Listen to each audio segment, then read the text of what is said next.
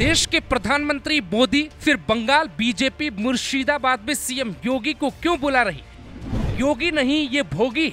ममता किनारे के बाद विवाद पश्चिम बंगाल में बीजेपी क्यों है सरेंडर? राष्ट्रपति मौन, मोदी शाह चुप, योगी का नाम बंगाल की तस्वीरों में छिपी है कुर्ते की सियासत। अगर बीजेपी सत्ता में न होती और बंगाल जल रहा होता तो कोई बीजेपी से नहीं देश के सिस्टम से सवाल पूछता। आज बंगाल की तस्वीर हर कोई देख रहा, फिर भी हमारे देश के नेता मौन क्यों हैं?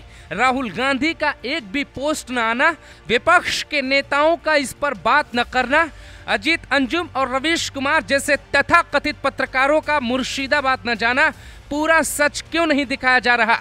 जब सिस्टम और नेताओं का कद दंगाइयों के आगे छोटा हो गया तब योगी के एंट्री का सवाल कहां से आया? योगी को बुलाने के लिए कोई और नहीं बल्कि वही नेता हैं जिन्हें नरेंद्र मोदी ने बंगाल में बीजेपी का चेहरा और विपक्ष का नेता बनाया है। तो फिर उन्हें पीएम मोदी को बुलाना चाहिए। योगी का नाम क्यों लेते हैं? बंगाल का योगी कनेक्शन क्या है? ममता बनर्जी योगी को भोगी कहती। ये विवाद इसी बात पर शुरू होता है जब बीजेपी योगी की एंट्री की मांग करती। बंगाल बीजेपी के कुछ नेताओं को छोड़ दिया जाए तो ज्यादातर नेता कार्यकर्ता घर में एसी में बैठकर आनंद ले रहे। योगी से अपील करता हूं कि वो बंगाल आए, हमें बचाएं, हिंदुओं की रक्षा करें, ऐसा बयान शुभेंदु अधिकारी देते। इसी बयान के बाद ममता योगी को भोगी कहती। इसीलिए आज आपको बहुत चौंका देने वाली रिपोर्ट दिखाएंगे। कहानी में सियासी एंगल भी है। बीजेपी बंगाल की घटना का दर्द नेशनल मीडिया के जरिए पूरे देश को दिखाना चाहती है। बीजेपी कानून का रास्ता ले तो आज ही पश्चिम बंगाल में राष्ट्रपति शासन लगाया जा सकता है, लेकिन ऐसा रास्ता सियासी तौर पे थोड़ा रिस्की। इसीलिए बंगाल बीजेपी और ममता बनर्जी दोनों से कोई उम्मीद नहीं होनी चाहिए। मुर्शिदाबाद के सांसद यूसुफ पठान का कांड भी सुनना चाहिए। भारत में क्रिकेट का एक अपना अलग धर्म होता है। इनको देश ने कितना प्यार दिया।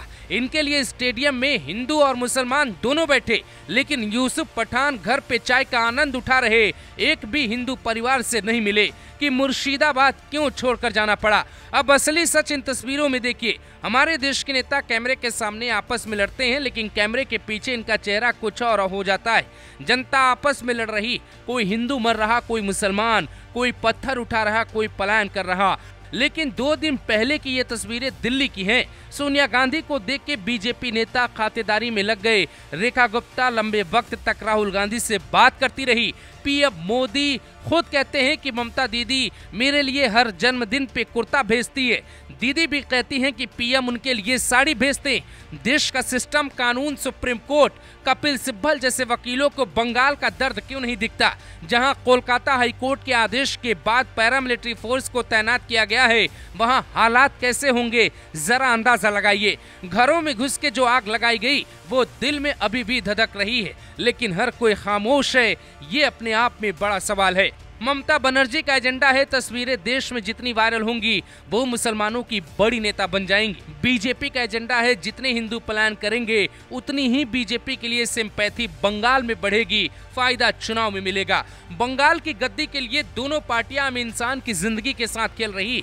राष्ट्रपति भी इन तस्वीरों पे मौन क्यों है? बांग्लादेश में हिंदुओं के साथ जो कुछ हो रहा था उसी का एक नया वर्जन बंगाल में दिख रहा है। बीजेपी नेता कहते हैं योगी को भेज दो। योगी कैसे जा सकते, क्योंकि वो तो सीएम है। बड़े नेता को बुलाना है तो प्रधानमंत्री को क्यों नहीं बुलाते?